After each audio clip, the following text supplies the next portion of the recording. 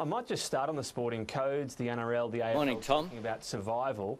A lot of money's being made available to help all sorts of sectors of the community. Should it be on the table for financial assistance for these leagues? Well, I think you'd have to look at what elements of it could be on the table, certainly in terms of players, and I think that would be hard to argue it's a priority. There are limited funds, but in terms of the games itself, they obviously play an important role in Australian culture. So I haven't seen yet any proposal from any of the sporting codes for that support in any detail, but I think at times like this, which are extraordinary, nothing's off the table.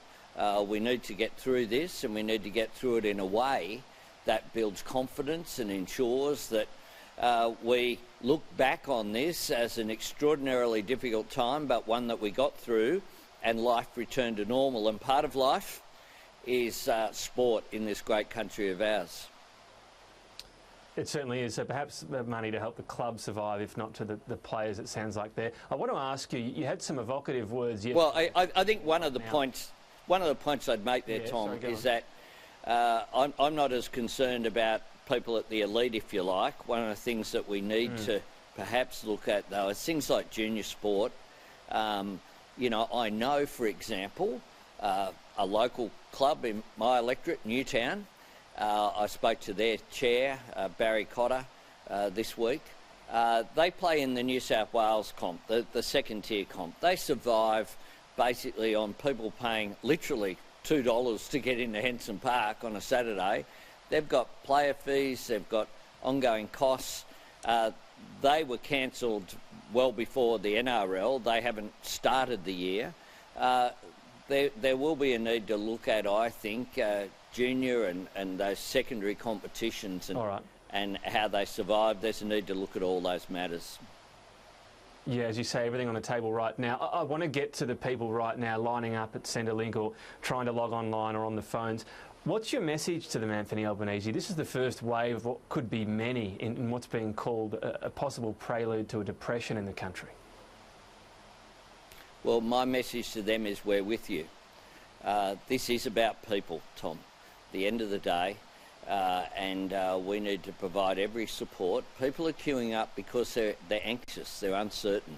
They're queuing up in part because the online system they were told to log on to shut down yesterday and the system didn't work. And we know that Stuart Roberts' comments this morning dismissing the shutdown as my bad in terms of his misrepresentation of what was occurring was not the finest moment for Australian politics. The fact is that we need to have people who are vulnerable, who are scared and anxious. We need to provide them with every support, and we need to do it as a matter of urgency.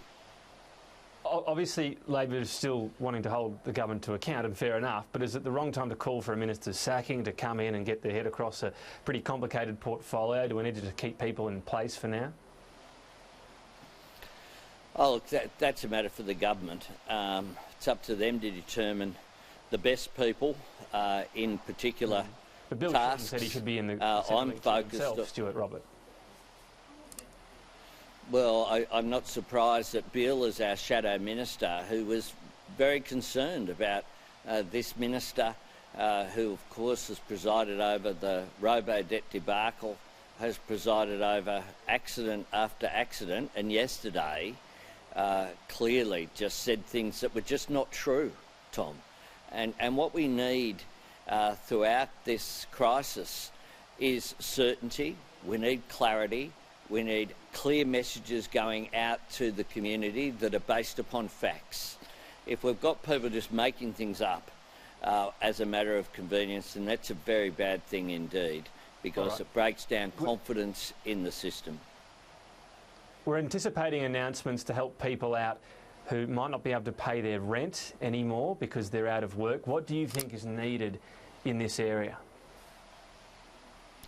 Oh, look, we need to provide assistance for people to get through this crisis. That's the bottom line, and we need to do whatever is necessary. Look, Labor went into this session yesterday and passed a package worth tens of billions of dollars and got improvements to that package. We got improvements threefold. Firstly, we got changes to the tax system and the tapering off system so that changes will mean that many more people, hundreds of thousands more people, will have their income improved, low and middle income earners, and particularly by increasing the cut-off rate for the coronavirus payment from $48,000, it should be increased to around about $75,000 with the changes that we made for ministerial discretion. That will provide real assistance for people who need it. Secondly, we got payments for Austudy, Abstudy and youth allowance, meaning more than 100,000 extra people will receive financial support. And thirdly, importantly, we got support to increase the discretion of the Finance Minister to make special payments of up to $40 billion in that fund with the support of the Finance Minister and the Shadow Finance Minister. What that will enable the government to be able to do is to provide that support. And I'm very worried about individuals and also organisations like homeless support organisations, women's shelters, all those organisations that will need support to get through this crisis. So you managed to shape that package. Do you have anything in particular around policy to do with those people renting at the moment that might not be able to pay for it, that you'd like to shape around the next announcement, you'd like to get on the front foot about? Well, they should be getting increased support. People who can't pay their rent need that support. The payments are one thing in terms of the coronavirus payment. Well, they need income support, Tom. One of the things that we haven't done in this period is to be prescriptive. We've given the space, if you like, for the government to move, and we've done that by putting forward the principles, by entering into negotiations. I had a discussion after 5 o'clock yesterday with Scott Morrison and Josh Frydenberg in the Prime Minister's office. That's where we proposed further changes that we had raised in the Parliament earlier in the day. The government listened, and Matthias Cormann was also very constructive. That's the way that this Parliament needs to function at this point in time. Yeah, we're all hoping that. Just finally and briefly, you've been pushing to be part of that National Cabinet. I assume you've reached out privately to Scott Morrison. What was his response as to why that wasn't a good idea? Well, he's made his response publicly. It's up to Scott Morrison to answer how he... It's up to Scott Morrison to... I don't reveal private conversations when I have them. If others do that, that's up to them. But I don't. And I think that's a pretty good principle in life, Tom. And look, it's very clear. The Prime Minister says publicly that it's a matter of government leaders, but it's a National Cabinet.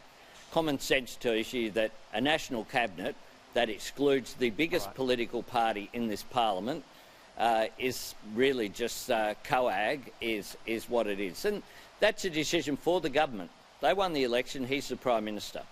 But the fact is that obviously it would be truly much more of a National Cabinet if he involved the opposition.